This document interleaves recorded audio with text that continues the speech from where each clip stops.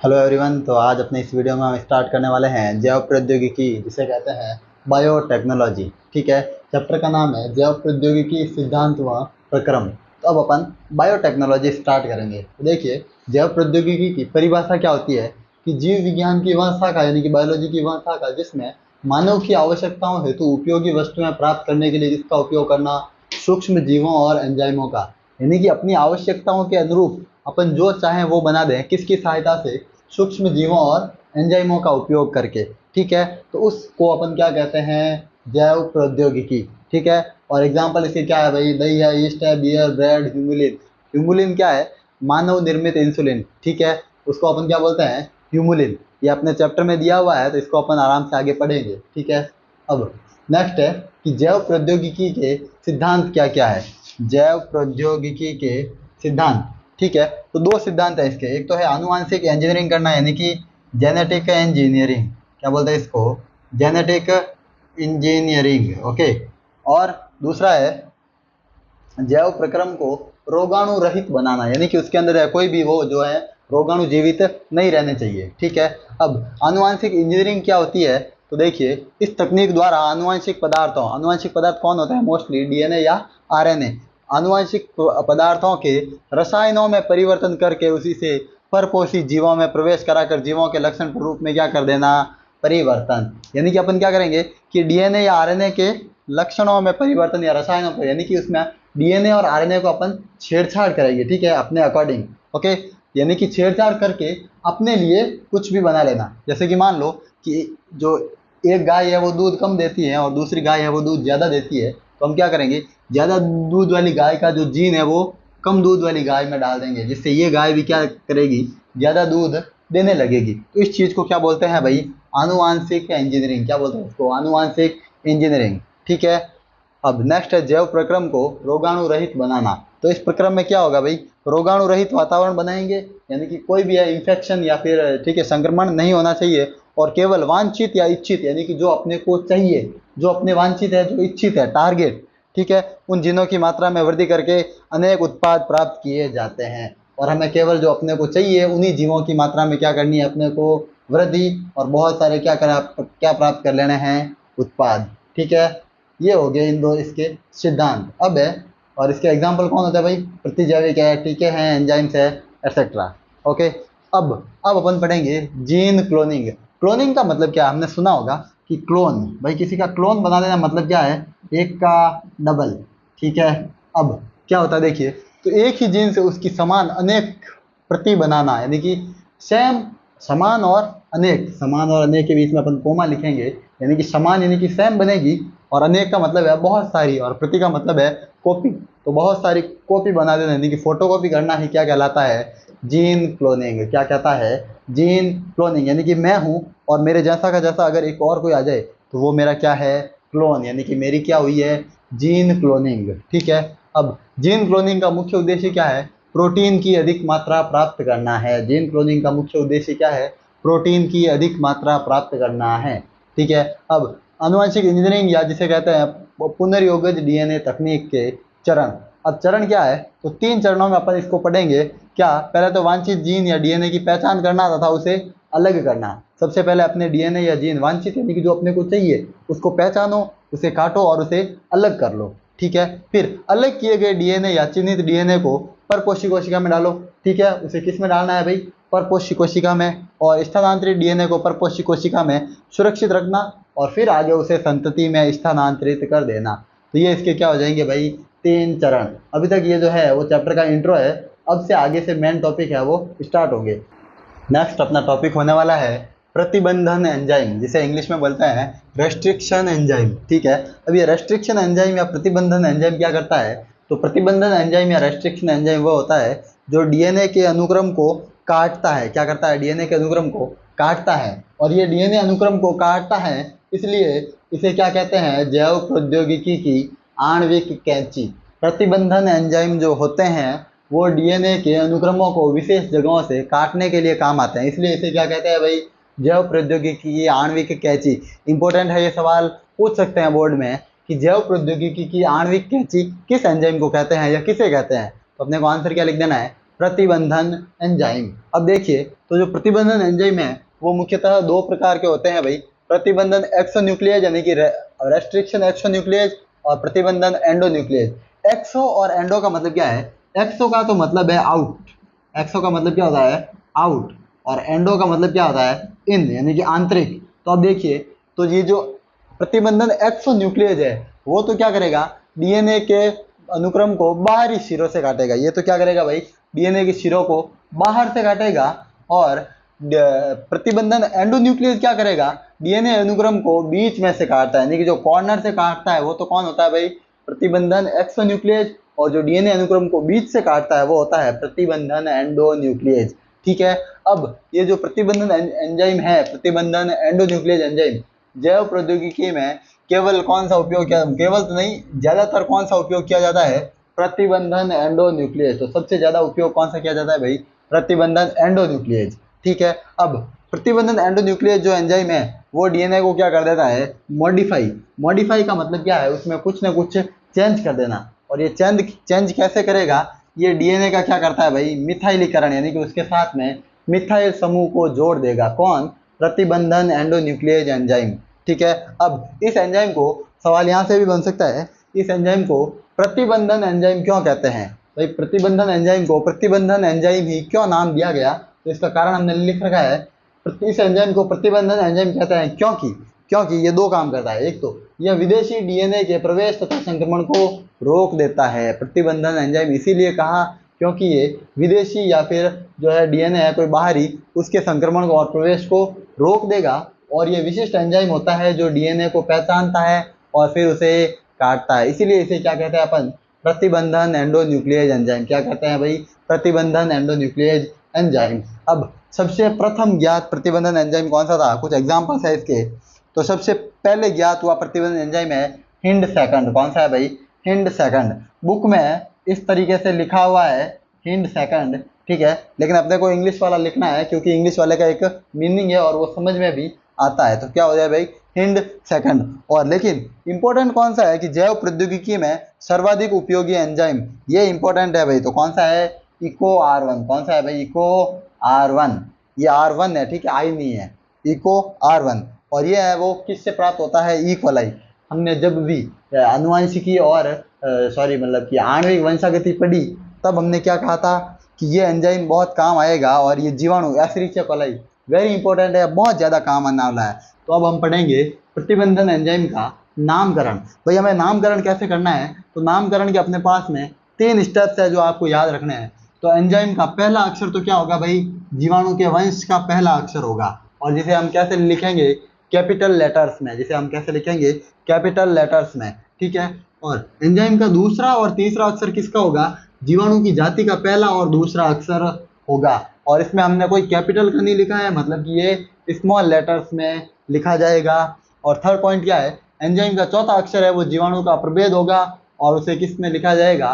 Roman संख्या में, ठीक है। अब अगर हम बात करें ई कोलाई की, तो ई कोलाई का नाम इको R1 कैसे हुआ?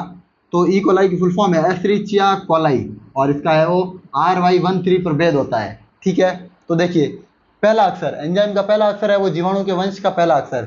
ये जीवाणु के वंश का पहला अक्षर, ये लो कैपिटल लेटर में हमने लिख दिया, ठीक है। फिर एंजाइम का दूसरा और तीसरा अक्षर है वो जीवाणु की जाति का पहला और दूसरा। जाति का पहला और दूसरा अक्षर कौन है भाई? सी और ओ। कौन है? सी और ओ। तो वो लिखे जाएंगे स्मॉल लेटर्स में, ये लिख दिए। फिर एंजाइम का चौथा अक्षर है वो क्या होगा भाई? जीवाणु का प्रभेद, आर प्रभेद है, हमने पढ़े थे आर और एस प्रभेद होते हैं, ठीक है। आर मतलब रफ यानी खुरदरा और एस मतलब स्मूथ यानी कि चिकना। और इसमें क्या होता है भाई? RY13 है, तो हम क्या लिखेंगे? R1। तो ये क्या बन गया इस प्रकार से? Eco R1। ये क्या बन गया भाई? Eco R1। आई होप आपको ये समझ में आ गया होगा कि ये इको R1 किस प्रकार से हुआ, ठीक है। अब इको R1 है, इसके बारे में एक विशेष बात दी हुई है कि ये डीएनए के अनुक्रम को कहाँ से काटता है भाई? जी और ए के बीच में से। ये कहाँ से काटता है? जी और ए के बीच में से। यानी कि अब आपको एक सीक्वेंस याद कर लेनी है, GAATTC, ठीक है। और इसका उल्टा क्या हो जाएगा? हम जानते हैं ग्वानिन के साथ में साइटोसिन जुड़ता है, एडेनिन के साथ में थाइमिन जुड़ता है। मॉलिक्यूलर बायोलॉजी को एक बार फिर से पढ़ना है, ठीक है। एडेनिन के साथ थाइमिन, थाइमिन के साथ एडेनिन, थाइमिन के साथ एडेनिन और साइटोसिन के साथ में ग्वानिन, ठीक है। तो अब इको R1 आएगा और वो कहाँ से काटेगा, G और A के बीच में से। ये काम कौन कर देगा, इको R1 कौन करेगा ये काम, इको R1, ठीक है, आएगा और G और A के बीच में से काट देगा। तो ये हमने क्या पढ़ लिया पूरा का पूरा, प्रतिबंधन एंजाइम। ये याद रखना है कि ये जो प्रतिबंधन एंजाइम है इको R1 वो कहाँ से काटता है, G और A के बीच में से, ठीक है। अब प्रतिबंधन एंजाइम के बाद में अपना नेक्स्ट टॉपिक आता है चिपचिपे सिरे या स्टिकी एंड्स, ठीक है, स्टिकी एंड्स या चिपचिपे सिरे। अब ये जो सिरे होते हैं वो प्रतिबंधन एंजाइम के काटने से बनते हैं और वापस आसानी से भी जुड़ सकते हैं। देखिए प्रतिबंधन एंजाइम के काटने से क्या बनेंगे, ये देखिए इको R1 आया तो यहाँ पर काटने से यहाँ पर ये क्या बन गए, चिपचिपे सिरे। यहाँ पर क्या बन गए भाई, चिपचिपे सिरे, क्या बन गए यहाँ पर, चिपचिपे सिरे, ठीक है। और ये आसानी से वापस जुड़ सकते हैं क्यों, और ये जो सिरे होते हैं वो हाइड्रोजन बंध से भी बंधे हुए नहीं होते, ठीक है। यहाँ पर इन दोनों के बीच में क्या है, हाइड्रोजन बंध, ठीक है, G और C के बीच में, लेकिन चिपचिपे सिरे हैं यानी कि इधर आपस में इनके बीच में हाइड्रोजन बंध नहीं होता, यानी कि जहाँ पर चिपचिपे सिरे बनेंगे वहाँ पर हाइड्रोजन बंध नहीं पाया जाता। अब है नेक्स्ट अपनी हेडिंग आती है पैलिंड्रोमिक सिंड्रोम, पैलिंड्रोमिक सीक्वेंस, ठीक है, सिंड्रोम नहीं था, सीक्वेंस। सीक्वेंस का मतलब होता है अनुक्रम। अब डीएनए का वह अनुक्रम जहां प्रतिबंधन एंजाइम काटता है और तथा इस डीएनए के न्यूक्लियोटाइड जिनको आगे और पीछे, यानी अगर हम डीएनए को आगे और पीछे दोनों तरफ से पढ़ें, जैसे कि अगर मैं इसकी बात करूं, ठीक है, GAATTC, तो इसका उल्टा भी जो पूरक क्षार होता है वो क्या होता है, GAATTC, यानी कि GAATTC और GAATTC, यानी अगर मैं इसको ऐसे पढ़ूं या ऐसे पढ़ूं ये दोनों क्या होंगे, सेम। तो ये दोनों क्या है भाई, पैलिंड्रोमिक सीक्वेंस, ठीक है। और भी अगर हम इसके एग्जाम्पल लिखें तो जहाज है, सरस है, मलयालम है, एक लैंग्वेज है अपने देश की मलयालम, ठीक है। ये 5 वर्ड्स का है, लेकिन अगर इसको इधर से इधर इधर पढ़ें, ठीक है, तो ये क्या होता है भाई, पैलिंड्रोमिक सीक्वेंस या पैलिंड्रोमिक अनुक्रम, ठीक है। आपको भी अगर ऐसा कोई वर्ड याद आ रहा हो आप कमेंट सेक्शन में लिख सकते हैं। अब अपना नेक्स्ट क्या है, पुनर्योगज डीएनए, वेरी इंपॉर्टेंट टॉपिक है। आप एक पुनर्योगज डीएनए किस प्रकार से बनाओगे, पुनर्योगज डीएनए होता क्या है, ये अपने को भी समझना है। तो पुनर्योगज डीएनए का मतलब क्या है, जो शुद्ध नहीं है, यानी कि जो 2 डीएनए के मिलकर बना हुआ है, जो 2 अलग अलग डीएनए से मिलकर बना हुआ है, उसे अपन क्या कहते हैं भाई, पुनर्योगज डीएनए। और इसे इंग्लिश में कहते हैं रिकॉम्बिनेंट, COMBI, ठीक है, रिकॉम्बिनेंट डीएनए। अब देखिए तो पुनर्योगित डीएनए बनाने के लिए हमें विजातीय डीएनए और वाहक डीएनए, कितने डीएनए की आवश्यकता होती है, 2, विजातीय और वाहक, ठीक है। तो विजातीय और वाहक 2 डीएनए की आवश्यकता होगी। और फिर क्या आएगा, प्रतिबंधन एंजाइम इको R1 आएगा और इन दोनों डीएनए को काट देगा, जिससे क्या बन जाएंगे, चिपचिपे सिरे। कौन आएगा, प्रतिबंधन एंजाइम, और वो काट देगा जिससे क्या बन जाएंगे, चिपचिपे सिरे। और ये जो चिपचिपे सिरे हैं वो लाइगेज एंजाइम की उपस्थिति में आसानी से जुड़ जाते हैं।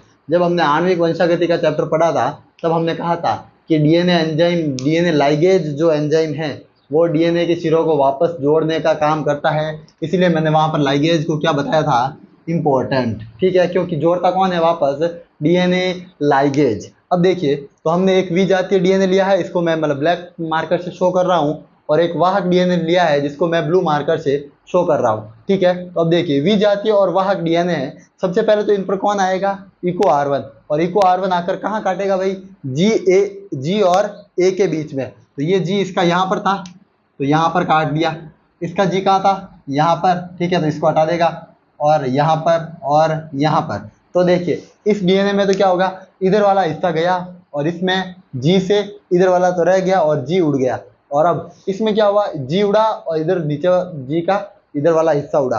तो क्या होगा, ये जो सिरे हैं जब इस पर वापस डीएनए लाइगेज एंजाइम आएगा तो ये इसको वापस जोड़ देगा। यानी कि देखिए इधर वाला हिस्सा आपको ये ब्लैक दिख रहा होगा और इधर का क्या दिख रहा होगा, ब्लू। यानी कि आप अंत में डीएनए लाइगेज एंजाइम के कारण ये दोनों डीएनए आपस में क्या हुआ, जुड़ गए, तो एक नए डीएनए का निर्माण हुआ, जिसे हम क्या कहते हैं भाई, पुनर्योगज डीएनए या rDNA या रिकॉम्बिनेंट डीएनए, ठीक है। और इसी को कहते हैं पुनर्योगज डीएनए तकनीक। एक पुनर्योगज डीएनए का निर्माण हम इस प्रकार से कर सकते हैं। तो हमें कितने डीएनए की आवश्यकता, 2, विजातीय और वाहक इको R1 को लाना है, G और A से कटवाना है, चिपचिपे सिरे बनेंगे, लाइगेज एंजाइम आएगा और दोनों आपस में वापस जुड़ जाएंगे। और इस सीक्वेंस को याद रखना है, क्या कहते हैं इसको, पैलिंड्रोमिक सीक्वेंस, ठीक है।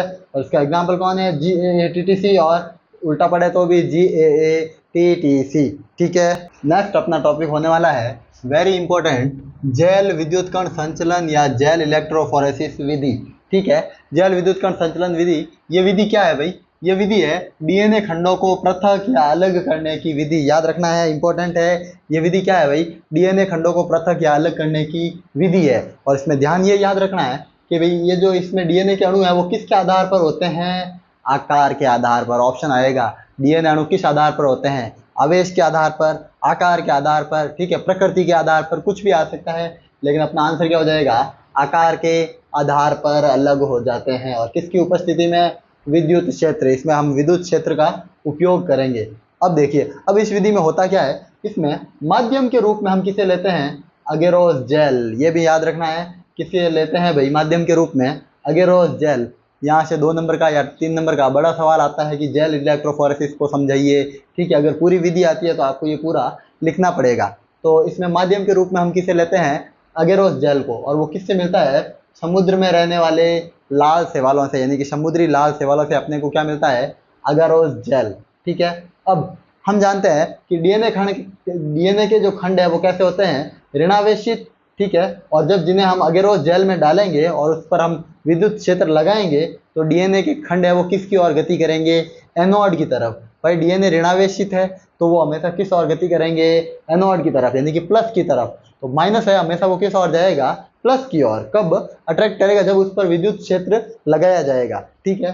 तो ये एनोड की तरफ गति करेंगे। अब गति करेंगे तो डीएनए का जो सबसे छोटा खंड है वो तो तेज गति कर लेगा। भाई हम जानते हैं कि अगर आकर्षण बल हो, 2 चुंबक है, अगर वो छोटी है, एक चुंबक बड़ी है, तो वो छोटी वाली पर है, वो अब ज़्यादा बल लगेगा उसका चुंबकीय क्षेत्र, तो क्या होगा, वो उसको ज़्यादा गति करेगा छोटा वाला। लेकिन अगर बड़ी चुंबक है दोनों, तो वो एक दूसरे से गति नहीं करवा पाएगी। तो क्या होगा, डीएनए का जो छोटा खंड होगा वो तो तेज गति करेगा विद्युत क्षेत्र के प्रभाव में, लेकिन जो बड़ा खंड है वो धीमी गति करता है। यहाँ देखिए, यहाँ पर ये क्या है भाई, ये है डीएनए के बड़े खंड, ये क्या है, डीएनए के बड़े खंड जिन्होंने कम गति करी, और ये क्या हो जाएंगे, डीएनए के छोटे खंड, ये क्या हो जाएंगे, डीएनए के छोटे खंड जिन्होंने ज़्यादा गति करी, ठीक है। यानी कि डीएनए के बड़े खंडों ने तो कम गति करी तो वो इधर ही रह गए और कुछ आगे आए, लेकिन डीएनए के छोटे खंड है वो सबसे तेज गति करेंगे और कहाँ पहुँच जाएंगे, एनोड पर जाकर चिपक जाएंगे, ठीक है।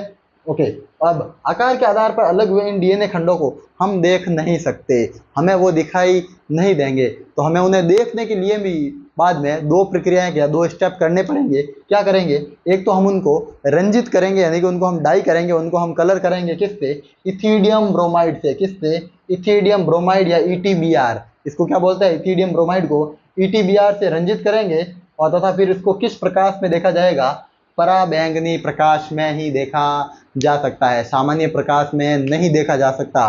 तो दोनों पॉइंट्स याद रखने हैं। हमने चाहे इनको अलग भी कर लिया फिर भी हम इनको देख नहीं पाएंगे। तो देखने के लिए हमें क्या करना पड़ेगा, एक तो इनको इथिडियम ब्रोमाइड से रंजित करना है, और दूसरा इसमें क्या करना अपने को, इसमें इसे पराबैंगनी प्रकाश में ही देख पाएंगे। बुक में जो फोटो है, बुक में फोटो दे रखी है एक प्लेट पर, ठीक है। तो डीएनए खंड है वो जो बड़े हैं वो इस तरफ ही रह रहे हैं, और जो छोटे हैं वो आगे एनोड की तरफ गति करते हुए दिखाई देंगे आपको, ठीक है। Thank you for watching. तो मिलते हैं अपन अपने नेक्स्ट वीडियो में, तब तक के लिए बाय।